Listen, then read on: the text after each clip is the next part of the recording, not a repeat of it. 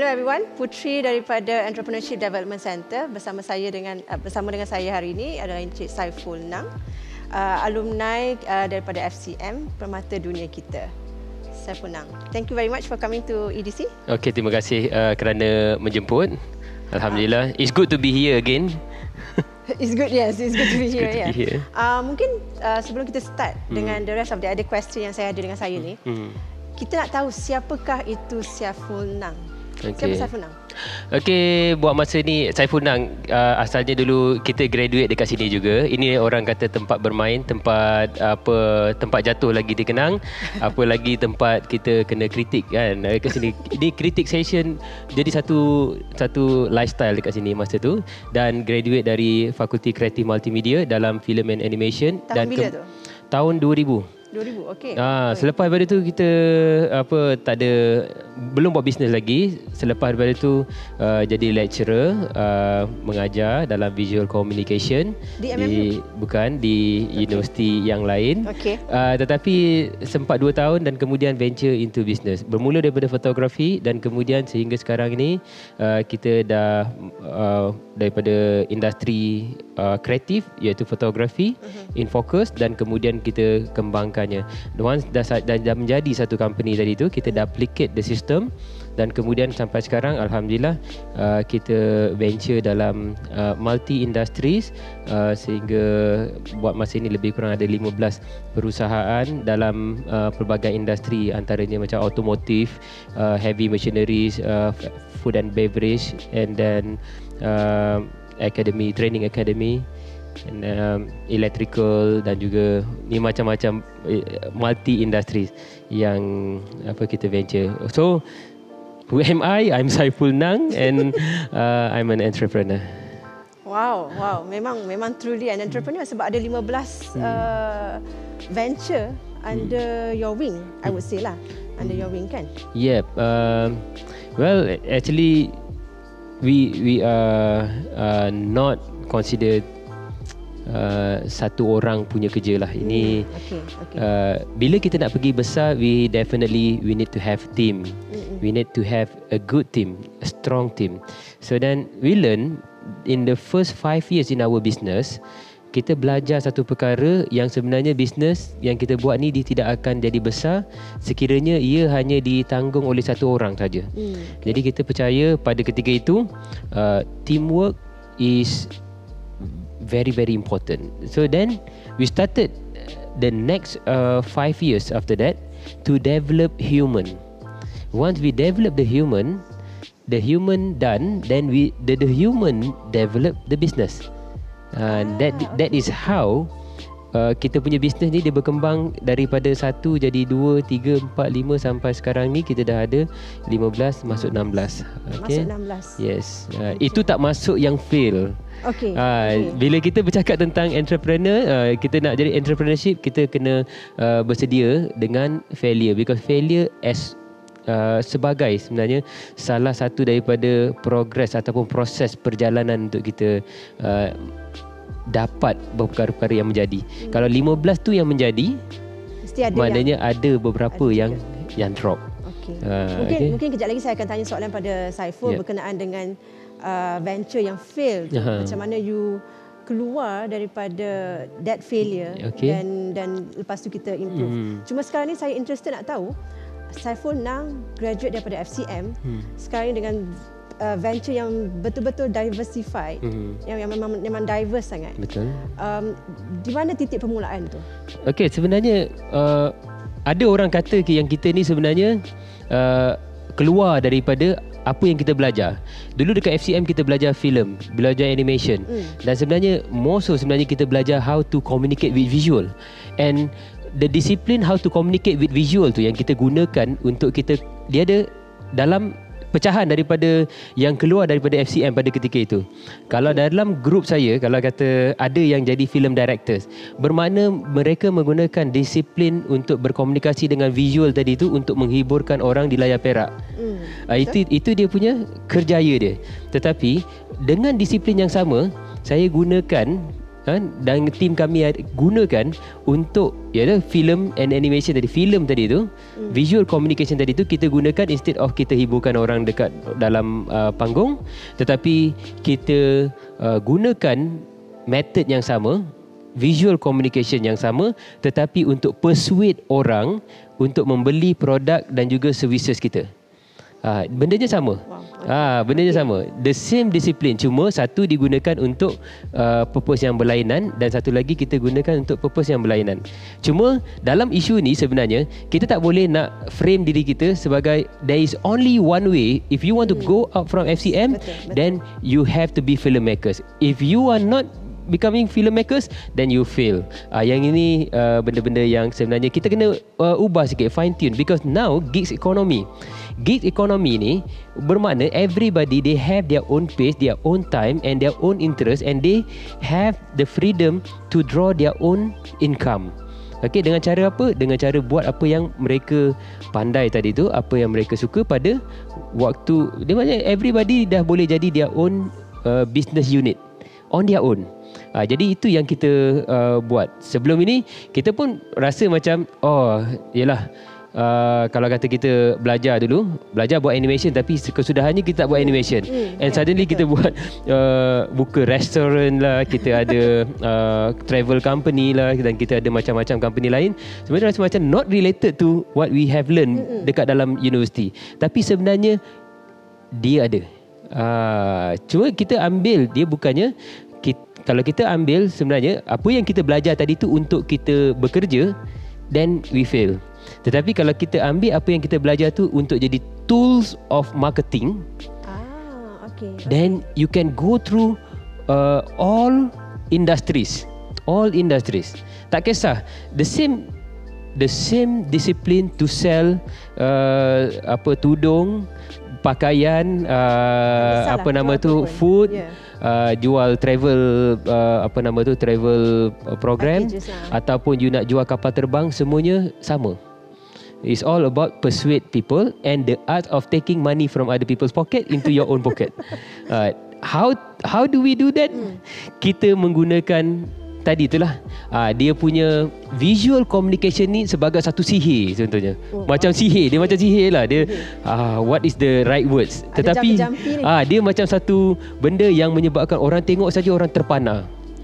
That is visual communication. So then kita tak boleh nak jumutkan kita punya pemikiran tentang visual communication ni mesti kena jadi filmmakers, atau mesti kena jadi YouTubers, ataupun kita nak jadi content makers yang ataupun yang membuat program-program dalam television. Dah hari ni the spectrum is getting wider. And the people yang dulu orang yang nak jadi fotografer ni mesti dia akan jadi fotografer. Dia akan ambil upah untuk orang hire dia for dia punya business benefit. Nanti orang tu saya sendiri sebenarnya the turning point bila saya ingat sebagai fotografer dan juga kita buat video, dan we help a company. Satu company ni kita bantu dia bagaimana dia dia boleh bid sebuah projek bernilai berbilion ringgit punya projek. Dan kemudian kita cuma dibayar setakat RM15,000 saja. Dibayar sekadar RM15,000, dan sebenarnya function yang kita deliver, that 15,000 tu vital untuk klien membuat keputusan siapa yang dia nak engage, who the client want to give that 1 billion tadi tu. Okay, that matter. Tetapi apa yang kita dapat is only 15,000. Setakat upah untuk kita persuade orang, dan kita menjadi instrumen kepada orang lain untuk dia punya their own company gain.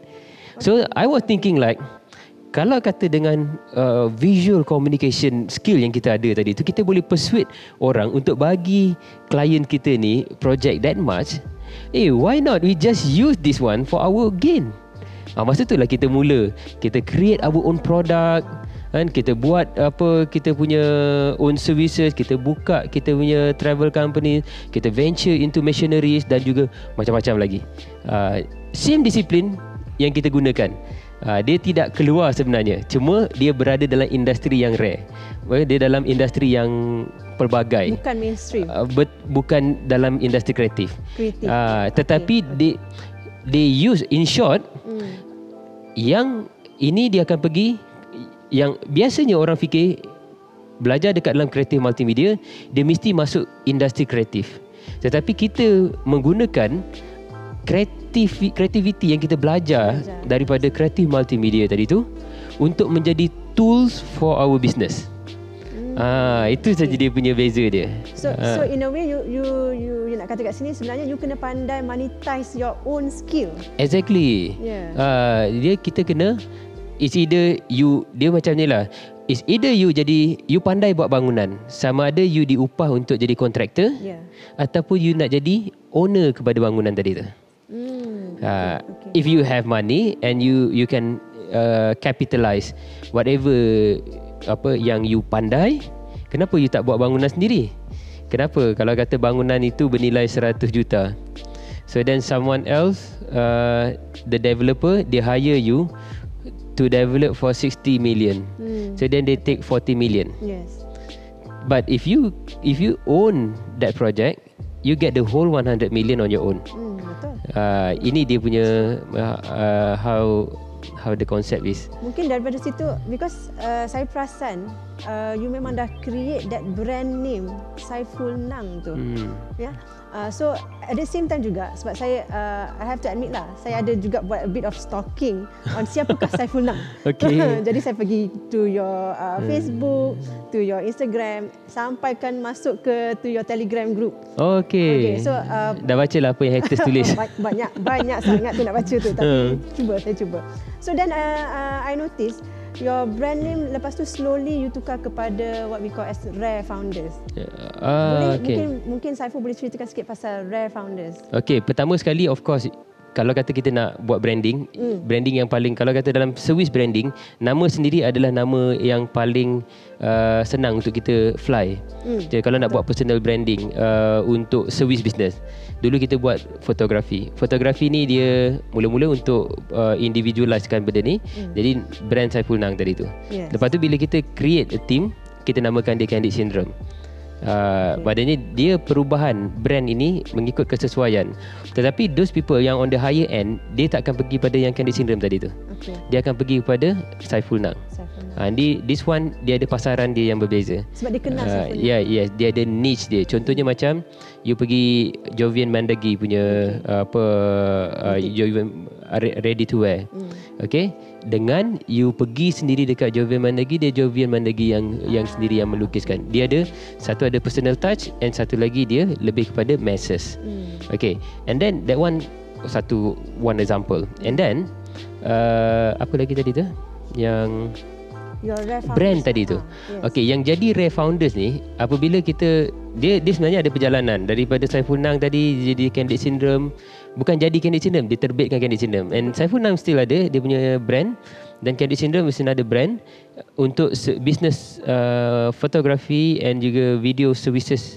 Yang ini dia punya brand dia Candid Syndrome. Kita tak banyak meletakkan nama company dekat depan. Tetapi kita banyak letakkan nama jenama dekat depan. Okay, because contohnya macam nama saya Muhammad Saiful bin Nang. Orang susah mungkin nak spell correctly. So then just bagi nama, just pendekkan Saiful Nang, because those people yang akan bagi. Kalau Saiful saja ramai orang nama Saiful, tapi kalau Saiful Nang ada satu orang saja yang begitu. Jadi it must have to be unique. And then daripada Saiful Nang pergi Candid Syndrome, dan kemudian kita ada beberapa venture kita yang gagal, dan kemudian kita pergi kepada jenama Saiful Nang Academy. Dan kita write jenama kita yang sebelum tadi tu. Dengan momentum dia tu, kita buat Saiful Nang Academy. Dan Saiful Nang Academy, Saiful Nang dan Candid Syndrome ada 3 momentum berbeza. Dan momentum ni kita drive masuk kepada kita buat jenama baru, Werda. Sebelum Werda tu Sak Menswear. Itu yang buat pakaian yang macam baju saya pakai ni semua ni. Ini jenama sendiri. Saya tak pakai jenama jenama beli. Kita nak buat sendiri. Kita suka, kita buat sendiri. Macam itulah lebih kurang kita pakai, and we represent our own brand. And then kita buka untuk ladies pula. Kita tunggang pula jenama-jenama kita yang dah established tadi tu untuk terbitkan satu jenama baru, Werda, untuk wanita. Which is specialized untuk tudung-tudung labuh dan juga pakaian-pakaian wanita yang longgar-longgar. Jadi dia a little bit against the mainstream, but dia ada niche dia. Sampai kita boleh export benda ni ke Qatar, ke Brunei, Singapore, dan juga di Saudi, selain daripada pasaran Malaysia. Itu antaranya. And then daripada momentum brand-brand ni semua tadi tu, baru kita keluarkan company macam Raycation. Raycation ni dalam travel. Dalam travel industry. Sebab itu dia cepat dia punya move. Pasal apa? We already have the momentum from the previous businesses, previous brands. Dan bila kita lajakkan diri kepada travel tadi, dia cepat pergi. In 3 years time, Raycation become leading company dalam travel, dalam scene travel dalam Malaysia ni, because kita appear to be different, be unique. Orang lain, kebanyakan travel company, almost 99% travel company, they are selling destination, but we are the only one selling experience. Destination number 2. Bukannya tak pergi selling experience, nanti orang cakap pergi kat kampung baru pun experience juga. Tetapi kita pergi the experience. Kalau kata rather than people sell the destination to go to New Zealand, we sell the experience of having lamb bakar dekat tengah-tengah lawn in the middle of the farm in New Zealand. Jadi ini benda yang sebenarnya rare. Namanya pun Raycation. And it become leading trend pada kita. Dalam Google pun number 1. Kan, bila dalam carian Google kita number 1. Dalam Facebook pun kita trending. Jadi ini sampaikan dan juga sebenarnya bagaimana kita terbitkan juga jenama-jenama lain macam Dapur Raya, dan juga Dapur Raya in our F&B punya business. Dan kemudian adalah yang lain-lain. Ada bisnes-bisnes kita yang tak perlukan branding sangat. Dia bisnes-bisnes yang sebenarnya we don't have to appear on surface, but we already get busy with the business. Contohnya macam kita punya electrical, kita punya business yang mechanical. Yang ini tak perlukan brand name. Pasal apa? Mainly kita buat untuk our own development. Contohnya macam sekarang ni kita jadi developer untuk develop our own land, our own buildings, and yang develop building ni juga adalah company kita. Yang jadi kontraktor electrical dia semua tu, dia semua dah jadi busy. So not yet their time untuk kita appear dekat public, untuk kita brandkan yang ini. Tetapi dia akan automatically branded apabila development tadi tu telah siap. Dia dah ada dia punya own portfolio. Yes, exactly. Daripada situ sekarang ni kita macam ada construction yang kita buat. Kita focusing on pembangunan bangunan berasaskan kontena. Dan kita dah buat satu hotel di di Kuala Selangor. And hotel tu agak award winning juga hotel dia, dengan kita punya seni binanya, daripada engineeringnya, pembangunannya semua tu kita buat. Dan itu saja tanpa perlu ada branding apa-apa pun, dia the result speak. The result speak. Pasal kita 1 tahun kita boleh construct berapa banyak bangunan saja pun. Jadi ini dia punya the reason why some of the businesses they don't require branding yet. Not now, maybe later. Jadi kalau yang terkenal tadi itu antara brand-brand yang macam tadi saya sebutlah, Raycation, Dapur Raya. And Dapur Raya might be going into, sekarang ni orang dah tak makan kat restoran. Orang takut nak makan kat restoran. The trend of the people still, orang tak ada masa. Orang bekerja dan balik rumah tak ada masa nak masak. Tetapi nak makan dekat restoran takut. Now people go for ready to eat. Pack food yang dia pergi, dia boleh nak makan asam pedas contohnya. Asam pedas tinggal buka plastik, tuang, panaskan, jadi asam pedas. Settle. And the taste is still the same like macam dimakan dekat restoran. Macam itulah dia punya konsep-konsep dia lah yang kita venture. Tapi the tools of marketing of all this, the tools of branding is still the creative tool yang kita belajar di FCM. Di FCM. Okay, interesting. So sekarang tadi you sentuh pasal Raycation. So saya nak tanya sebab with the effect of pandemic tu tadi. Lupa tadi jawab. Dan hujung sekali tadi tu, macam mana boleh jadi Ray Founders. Sorry. Bila semua bisnes tadi tu kita dah berjaya, dah sukses, dah ada dia punya footprint dalam industri. then people interested to see how did you do this. Okay, jadi itu yang kita cerita dengan orang. So we are the people who telling people, the business people, macam mana nak buat business, tetapi kita bercakap dengan experience kita sendiri. Bukan kita pergi training daripada US ke, lepas tu kat sini kita melayukan sedikit, kita bagi dekat orang. Ataupun kita belajar mana-mana buku, copy paste, dan kemudian kita recycle and give it to other people. But we are the one who practice this, and from this practice ada result, and we share to the people what we have been practicing and what kind of result, and even we share our failure. Itu baru masuk yang soalan seterusnya. Macam tadi soalan seterusnya. Recation. Ada banyak sangat soalan nak tanya. Pasal recation tadi, pasal COVID-19. Sebab I'm sure recation pun affected. Yes, of course. Because travel industry is the one among others lah yang memang badly hit kan. Yes. So macam mana you sustain the venture? Okay. We have to shut down establishment of recation temporarily in kita punya operation di Singapore, di Saudi, di Malaysia. We have to shut down and reskill and retool everything that we have into something else. Then this is the best thing. Kalau kata kita ni sebagai kita ni belayar dengan sebuah kapal, semasa ribut berlaku, kita tak boleh pilih angin tolong tolak ke sana, aku nak pergi sana. Angin tu akan tolak ke mana dia suka. So we have to follow the nature. We cannot fight the nature. Most importantly, kapal kita tu kukuh. Dan kapal ni bicara our team is great. Our company is great. Okay, our company dia tak pecah. Dia tak break. And then tiang layar mesti kena kuat.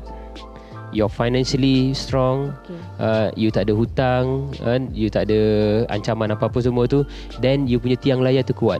Now, the next thing is you punya layar mesti liat. Kalau tidak, you pasang layar semasa ribut, layar you akan koyak. Jadi apa yang kita buat sekarang ni, semasa ribut, kalau kata recession, every time berlaku recession, our company expand. Our company expand. Termasuk masa COVID-19. Of course, masa COVID-19 ada company tutup, ada company naik. Yes, betul. Okay, contohnya macam we have to shut down temporarily. Kita paling cepat sekali shut down kita punya company because we cannot wait. Dan kita dah forecast COVID-19 is going to take maybe 3 to 4 years. Kita ambil yang paling panjang kali 4 years. Dan kita tak nak live in denial dan kita terus cut loss. Padahal kita punya Singapore office baru beroperasi 1 hari. One day. Baru beroperasi 1 hari. Our launching day. Tapi eventually our launching day tadi tu dia dah cover most of the cost to launch benda tu kat company kita tu di Singapore. And then kena tutup. Jadi bila kita tunggu, kita kata rasa macam okey lah, kita tunggu 4 tahun lagi, mungkin bukan 4 tahun. 4 tahun of course lah. Dah tak boleh bertahan. Okey. Kita rasa macam mungkin 3 bulan, mungkin 4 bulan, mungkin 5 bulan lagi. Tak, kita rasa macam okey, tak apa. Now we have to make a hard decision. Shut it down now. Cut the losses sampai kepada ketika itu punya loss. Walaupun kita loss masa tu, dia sekurang-kurangnya kalau kata kita sentiasa buka lagi, we still keep paying rental, gaji dan juga semua overhead yang ada. Sampai 4 tahun nanti semua dah negatif, dan 4 tahun nanti baru kita nak mula balik. Masa mula the first 1 year tu rasanya untuk tanam, untuk cover all the deficit saja. So not worth it. Jadi kita shut down, shut down benda tu, reskill our workers semua tu. We go to healthcare. Oh, healthcare. And then healthcare, itulah macam tadi tu. Bila kapal tadi tu, direction kita nak pergi kepada recation tadi tu, kita nak jadi the biggest player or the most efficient players dalam travel industry. Itu destination kita yang kita set, tetapi the nature set differently. So we set, kata angin, betul lah kita dah sampai dekat Laut Hindi, kita nak pergi ke Goa, tetapi angin tolak arah Dubai. So we have to set ahla angin, pasang layar, kita pergi Dubai sekarang. Goa will wait. Tapi jauh beza tu. Jauh beza. Health industry dengan travel industry. Exactly. And then the best part is bila you ikut ribut tu bertiup, you punya speed Kalau you pergi Goa tadi tu dah dekat dah. Mungkin lagi 3 hari mungkin bukan 3 hari, mungkin dalam 1 minggu sampai. Tetapi disebabkan oleh you follow the ribut tadi tu, ribut tu tolak sampai ke Dubai dalam masa 2 hari. Faster. Walaupun lebih jauh and it faster. Jadi sebab itu kita ikut arus. Sebab itu apabila we embark into healthcare business, and the start was like this. Dia punya graph this. And baru dia slowly kita maintain sekarang ni. Because apa? Pada ketika itu, during PKP itself, we manufacture about 500,000 PPE dalam keadaan PPE dari China tak boleh masuk ke Malaysia. Then we retools everything. Kita retools kita punya kilang kita yang buat tudung sebelum ini. Kita retools, kita masuk material baru dan kita belajar buat PPE, dan kemudian kita siapkan PPE, and we are part of the people yang menjadi cure kepada masalah PPE punya shortage masa COVID-19 outbreak itu. Then we more than 500,000 PPE lah, termasuk dalam tu ada 170,000 face shield dan more than about 400-500,000 inilah pakaian PPE itulah. Itu semasa kita awal-awal we embark into healthcare semasa dalam PKP COVID outbreak itu. Sampai hari ni masih ada lah. Yes, sampai macam sekarang ni we adventure. Of course PPE dah tak ada, not in trend anymore, not in the demand. Pasal apa? We cannot fight dengan harga yang datang daripada China. China punya barang dah boleh masuk. Ya, dah boleh masuk. So then we give something yang ada quality yang China tak boleh nak bagi. Contohnya kita sekarang ni we are one of the major players bersama sebuah company yang very established dalam hearing aid bantuan pendengaran. Jadi kita ni specialize into bantuan pendengaran, and at the same time we manufacture our own our own brand of hand sanitizer. Okay. Yang ini part of the thing yang kita tengah buat sekarang ni in the healthcare business. Wow, ini semua bermula sebagai seorang fotografer. Yes, kalau kata kita rasa fotografer as a career, so then we will be forever jadi fotografer. Tetapi kalau kita rasa macam fotografi ni, dulu saya jadi fotografer orang kahwin. Our discipline, instead of kita just merakam gambar, tetapi kita merakam cerita, konten. Kita bercerita daripada gambar tadi. Kita tak menulis cerita tadi tu, tetapi daripada gambar yang orang lihat, daripada gambar orang boleh menangis, orang boleh tersentuh, orang boleh ketawa. Which mean the picture that tells stories. Okay, kalau kata kita boleh bercerita dengan gambar, why not kita gunakan gambar tadi tu, kita bercerita pula dengan clients kita, ataupun kita punya prospect customers. Macam kita buat contohnya macam kita buat raycation contohnya. We spend the least amount of advertisement in the least cost for advertisement. Kita punya competitors kita, they are making 1 million sale by spending 30,000 ringgit for Facebook or for Google, and another 30,000 for Facebook. But we spend less than for 1 million we spend about 1,000 ringgit. Google pun kat situ, Facebook pun kat situ juga. So then in total, jadi we can save a lot because we are influencing people through our visual creativity. Contoh orang rasa macam kadang-kadang ialah ini saya belajar juga dari sini. Sebelum ni saya ingat kata-kata lecturer saya masa tu, Cik Azhar Saleh, dia cakap Steven Spielberg dia buat movie, kita cuma boleh dengar daripada 2 channel deria kita, daripada 5 deria kita. Okay, daripada mata dan telinga. But we can cry, we can laugh, We can feel happy, we can feel good, and we can feel bad.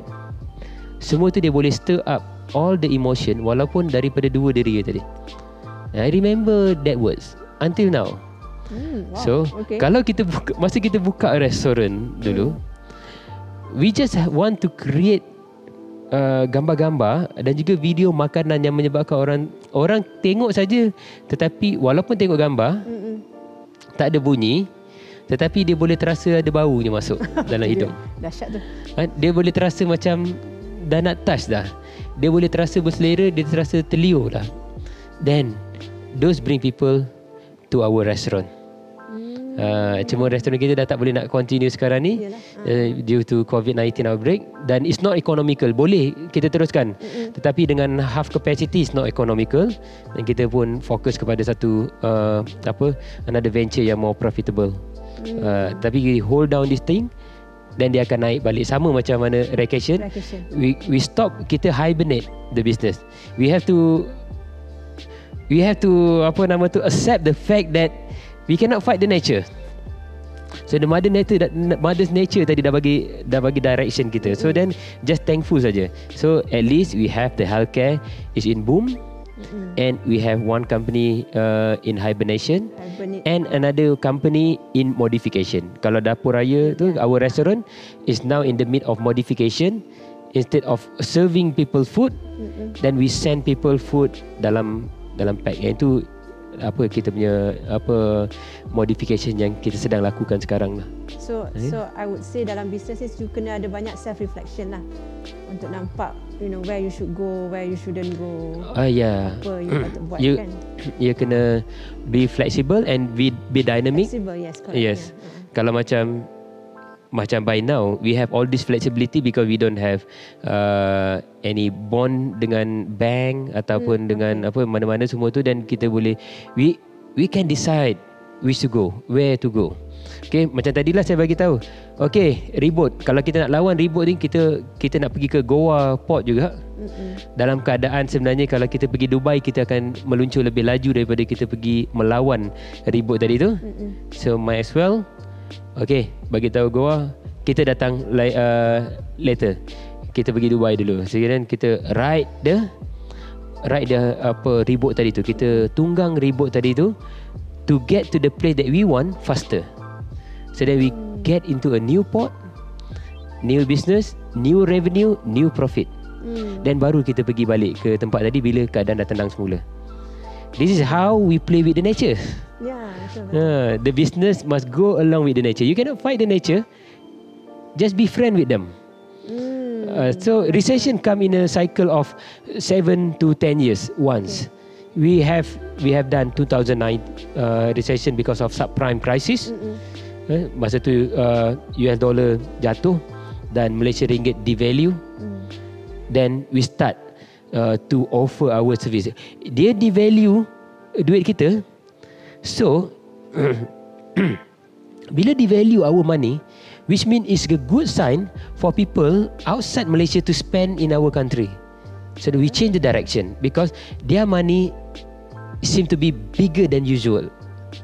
Then they spend kat sini. So then we are not losing. Then we are spending. So masa shale oil punya masalah, bila US found shale oil yang menyebabkan minyak mentah dunia harganya jatuh pada tahun 2015 dulu. We also create the same method. Okay, we follow the same method. Ribut jangan dilawan, just ikut saja ribut tadi tu. Cuma set our new destination, dan be flexible to apa tempat yang kita nak pergi tadi kita tak boleh pergi, sama ada kita akan datang kemudian ataupun we just let go. Let go. Okay.